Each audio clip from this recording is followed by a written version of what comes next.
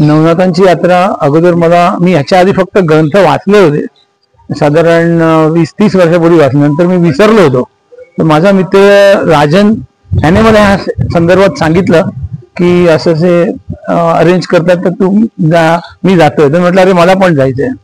तर असा योग आला तर राजन मला मी त्यांना विचारतो आणि त्यांनी सांगितलं की आता ह्या वेळेला जाणार आहे. तर मला एवढं बरं वाटलं की मी इतके वर्ष वाचलं होतं पण बघण्याचा योग आला नव्हता. संजीवनी समाधी काय आहे ते माहित नव्हतं. ते इथे आल्यावर कळलं की इथे संजीवनी समाधी म्हणजे जी जिवंत समाधी घेतली आणि त्याच्या पायावर हात लावले मिळाला आणि त्यांचं दर्शन झालं इतके वर्षाने.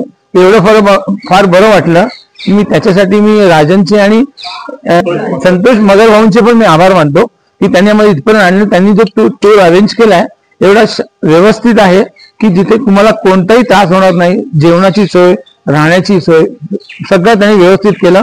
ते आजचा हा इथे लास्ट होता तो पण व्यवस्थित झाला. उद्या आम्ही इथून आपापल्या घरी जाणार, पण तो सगळा त्यांनी अरेंज चांगला केला. त्याबद्दल त्यांचे धन्यवाद. आणि माझे इतर सहकारी आहेत त्यांचे पण मी धन्यवाद मानतो की मी त्यांच्याबरोबर पहिल्यांदा आलो पण त्यांनी मला सामावून घेतलं, त्याबद्दल मी धन्यवाद तुमचे सर्वांचे. आणि हा टूर फार छान झाला. अरे निरंजन.